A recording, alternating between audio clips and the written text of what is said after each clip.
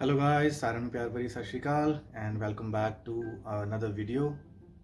आई hope ਤੁਸੀਂ सारे जने ठीक होंगे एंड अपने घरे सब ठीक कर रहे होंगे। तो आज की हमारी वीडियो होने वाली है about how to get a job in Canada. तो अगर आप अभी अपनी पीआर का वेट कर रहे हैं और इंडिया में हैं, या आपकी पीआर आ गई है और आप लैंड करने वाले हैं कनाडा में, या फिर आप लैंड कर चुके हैं और स्टिल आप अपनी जॉब सर्च कर रहे हैं, तो आज की हमारी वीडियो आपके लिए बहुत इंपॉर्टेंट है। क्योंकि आज की हमारी वीडियो में हम डिस्कस करने वाले हैं कि कैलगरी में या कनाडा में, एज पर से क्योंकि हम कैलगरी में हैं तो इसलिए मैं कैलगरी बोल रहा हूँ, कि कनाडा में आप कैसे जॉब ले सकते हैं अपने फील्ड में और क्या क्या चीज़ें आपको हेल्प करेगी आपको जॉब लेने में। तो चलिए जल्दी से वीडियो स्टार्ट करते हैं।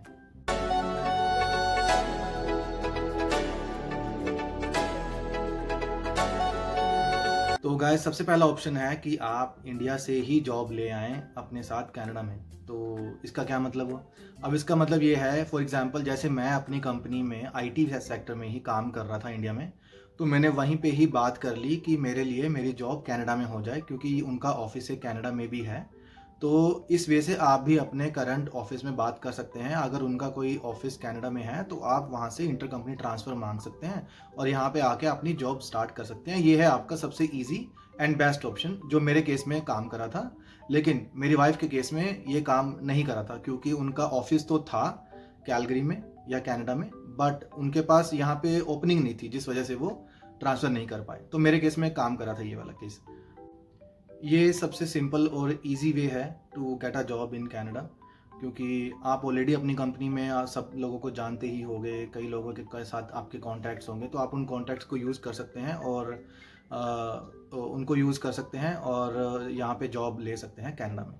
तो ये तो हमारा हो गया पहला वे, जो मैंने करा था और मेरे लिए अच्छे से काम किया था। तो सेकंड वे है, आप कोई इंडिया में ऐसी कंपनी ढूंढ सकते हैं जहाँ पे आप स्विच करो और उनका ऑफिस कनाडा में हो, और आप उनको ये बता सकते हो कि भाई मेरे पास कनाडा की पीआर है और मैं वहाँ पे काम करने के लिए एलिजिबल हूँ, तो आप अगर मुझे हायर करना चाहो तो हायर कर सकते हैं। मेरे कुछ फ्रेंड्स हैं जिन्होंने ये किया था और वो वहाँ पे हायर हो गए थे इंडिया में, और वहाँ पे उनको फिर यहाँ पे ट्रांसफ़र कर दिया था कनाडा में। तो ये है आपका सेकेंड ऑप्शन। अब बात करते हैं थर्ड ऑप्शन की। तो अगर आपके पास फिर भी इंडिया से ही आपको कोई जॉब नहीं मिल रही है फॉर कनाडा, तो आप क्या करें, आप कुछ ना कुछ कोई ना कोई एक स्किल सीख के आए वहाँ से, या कोई ना कोई सर्टिफिकेशन हासिल करके आए वहाँ से, सो दैट आप यहाँ पे जब आएँ उस सर्टिफिकेशन के बेस पे आप अपना जॉब ले सकें। फॉर एग्जांपल आईटी के फील्ड में बहुत सारी सर्टिफिकेशन हैं, जैसे हम मेरे फील्ड में एज्योर सर्टिफिकेशन वगैरह है, तो आप वो कर सकते हैं, या आप अपनी फील्ड में कोई भी सर्टिफिकेशन कर सकते हैं जो आपकी फील्ड की हो, और वो सर्टिफिकेशन आपको प्रॉपर हेल्प करेगी यहाँ पे जॉब लेने में। और अभी बात करते हैं कि अगर आप कनाडा आने की तैयारी कर रहे हैं और जस्ट लैंड करने वाले हैं, तो उस केस में मैं आपको रिकमेंड करूँगा कि आप अपने लिंक क्रिएट करना स्टार्ट करिए इंडिया में ही, सो दैट वो लिंक्स से आप यहाँ पे कनाडा में आएँ और उनसे आपको जॉब ईजिली या उनके थ्रू आपको जॉब मिल जाए, क्योंकि लिंक्स बहुत ज़्यादा हेल्प करते हैं रेफरेंस प्रोवाइड करने में कंपनीज़ का, जिससे आप अपना जॉब ले सकते हैं। तो अभी तक जो हमने बात करी है जॉब ऑप्शंस की, वो सब इंडिया में रह के बात करी है, कि जो अगर आप इंडिया में हो और कनाडा में लैंड नहीं किए हो। लेकिन अब हम मूव करते हैं कि अगर आप कनाडा में लैंड कर गए हो, फिर भी अभी तक आपके पास जॉब नहीं है, तो उस केस में आपको क्या करना चाहिए, कैसे आपको जॉब लेनी चाहिए। तो फर्स्ट मैं आपको अपने पर्सपेक्टिव से बता रहा हूँ, जो कि मेरा एक्सपीरियंस है और मेरी वाइफ का एक्सपीरियंस भी है इसमें। तो यहाँ पे जो हायरिंग होती है वो मैक्सिमम रिक्रूटर्स के थ्रू होती है। रिक्रूटर्स आपको कांटेक्ट करते हैं और वो डिफरेंट डिफरेंट पोर्टल्स के थ्रू कांटेक्ट कर सकते हैं, या आप भी उन्हें कांटेक्ट कर सकते हैं। तो जैसे हमारे केस में हमने स्मिता के लिए यहाँ पे जो टेक्निकल रिक्रूटर हैं उनको कांटेक्ट किया था, which is SI system in Calgary. तो आप उनको कांटेक्ट कर सकते हैं, या आप अपने फील्ड के नॉन टेक्निकल रिक्रूटर्स को भी कांटेक्ट कर सकते हैं, या और भी बहुत सारे रिक्रूटर हैं जिनको आप कांटेक्ट कर सकते हैं और वो हेल्प कर सकते हैं आपको जॉब दिलाने में। क्योंकि यहाँ पे जितनी भी कंपनीज हैं उनका टाई अप होता है रिक्रूटर्स के साथ, और वो पूरा फॉलोअप करते रहते हैं कंपनीज के साथ कि उनके पास कौन सी ओपनिंग आज की डेट में चल रही है और कौन सी ओपनिंग क्लोज हो गई है। फिर वो उस ओपनिंग के बेस पे आपकी प्रोफाइल मैच करते हैं कि आपकी प्रोफाइल सूटेबल है उस ओपनिंग के लिए या नहीं।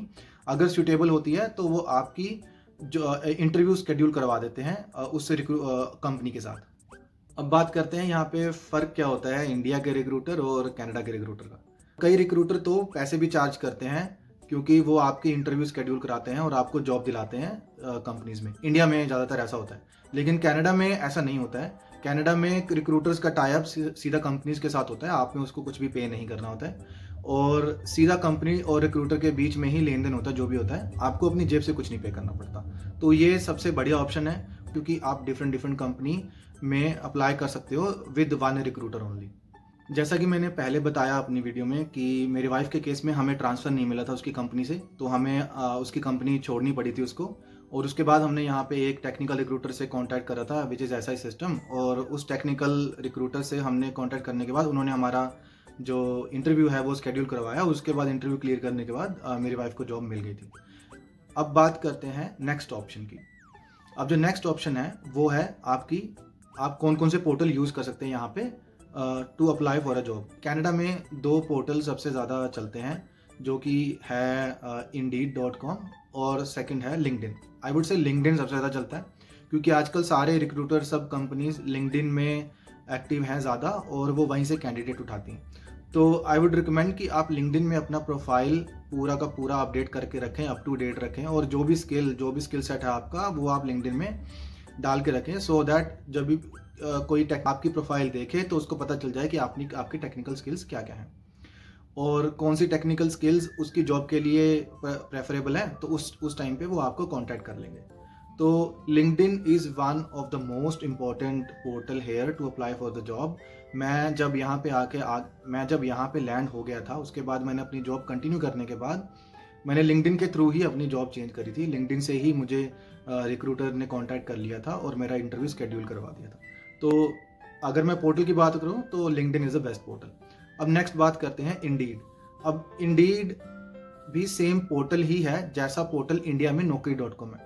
वहाँ पे आप अपनी प्रोफाइल बना सकते हो और सारे स्किल्स, आपका एक्सपीरियंस, आपकी एजुकेशन वगैरह शो कर सकते हो।